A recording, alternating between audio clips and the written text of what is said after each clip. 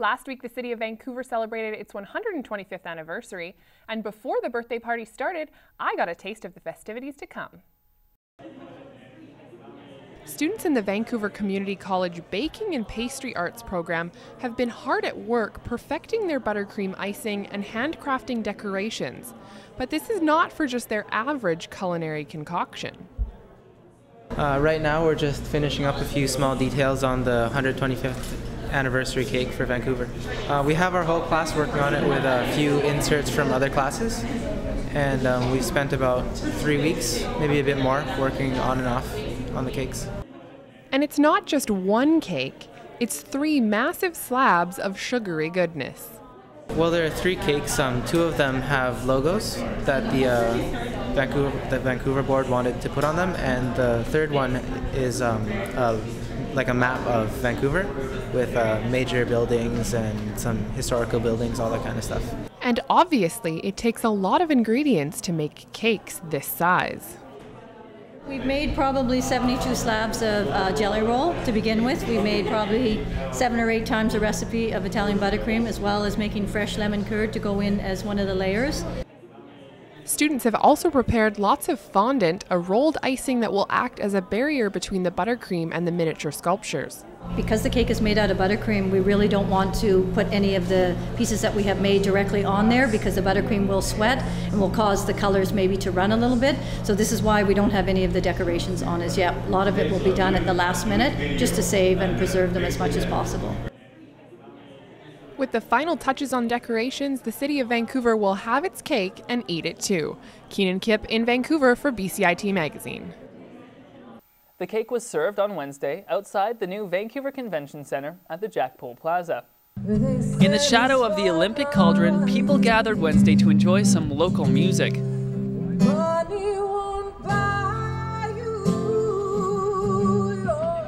Revelers also relived the glory of the 2010 Olympic hockey tournament with their own street hockey tournament just outside the Vancouver Convention Centre in Cole Harbour. Vancouver Mayor Gregor Robertson also lit the Olympic cauldron when people in attendance took in the celebration with a piece of the giant birthday cake. A new brand of cars is on the block, and it's aimed straight at young people like me. So I just had to check it out to see if it hits the bullseye. It's called Scion, and it's meant to woo the hip and energetic hearts of today's youth. Just look at this brochure with its funky indie movie cover. And inside there's a whole myriad of funky cars, like this TC, which is a sporty looking coupe that the company says is modification ready. And then there's the Scion XB, which will go great with your new era baseball cap. And then there's what I've got. The entry-level little one, the XD. I have to say that it's a good-looking car. I've always liked boxy cars, and this one checks that box. It's also very small, and I also like that in a car. But those plastic wheel covers do take away from the whole youthiness. But that's actually not the point. This shouldn't be viewed as a finished car, but more of a blank canvas on which to create your masterpiece. And so all Scions come in one well-equipped trim onto which you can add all sorts of modifications. It's actually not bad value. You get things like keyless entry, Bluetooth hands-free, and a USB input for your iPod, to the rather good-sounding Pioneer stereo. But I'm not the biggest fan of the head. They obviously wanted to give it an aftermarket look, so they talked to Pioneer. But I can't help but think that in this day and age of Android and iPhones, a better design would be more well received in place of those trapezoidal buttons. But it all starts at a quite reasonable $17,200. Inside, it's actually not too bad considering the car's small size. In fact, when I'm driving it, I forget how small the car actually is. But it's just not as funky in here.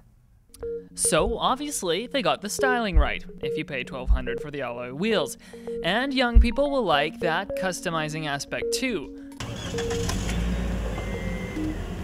But what about the all-important drive? Well, it's here where something becomes blatantly obvious. It's a Toyota, and on its home turf of the city, it's actually very good. The steering is light and very quick. And that, mated to the fact that the car is very short, means it feels very nippy. And the engine is also very torquey, meaning you don't have to wring it to get it going. But despite this, it's actually not very fun. The 1.8-liter four-cylinder is efficient, achieving about 7 liters per 100 kilometers, and it may produce a commendable 128 horsepower. But it's way up at the top of the rev range, and it's just not eager to get there. So don't whatever you do buy the $900 automatic. With its tall gears and a lazy engine, pushing this thing is like getting a teenager out of bed. I mean, listen to that, come on! And when you hit a corner, things aren't much better. It's stable, but understeer comes in rather quick. Thankfully, at least the steering will tell you it's happening. But even then, the seats aren't much help either, because if you're a tall, skinny guy like me, you'll find that they're not very supportive, and you just kind of roll out of them. Whoa.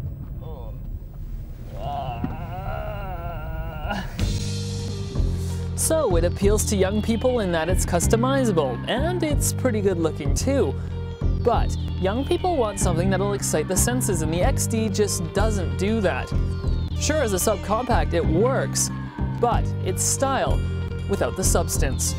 For Horstpower on BCIT Magazine, I'm Jonathan Horst.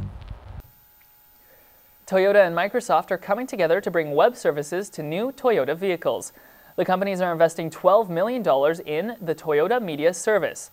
Together, Microsoft and Toyota will develop and roll out telematics, which could provide features like GPS, power management, and multimedia services. Toyota's 2012 hybrid vehicles will be the first to get the services, and by 2015 it expects to offer them to customers worldwide. I'm Zam Kareem, and this is your community calendar. The Vancouver Whitecaps continue their inaugural season in Major League Soccer as they host Chivas USA Saturday, April 16th at historic Empire Field. Kickoff is at 4 p.m. and tickets are available on whitecapsfc.com. Head up the Sea to Sky Highway and enjoy the Utellus World Ski and Snowboard Festival.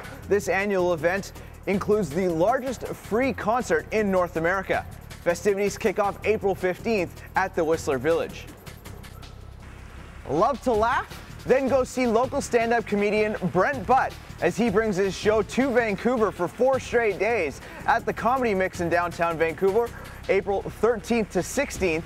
Tickets are available on thecomedymix.com. For Community Calendar, I'm Zam Kareem.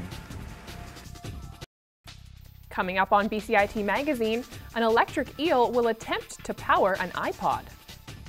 And we meet a group who helps with literacy in the downtown east side.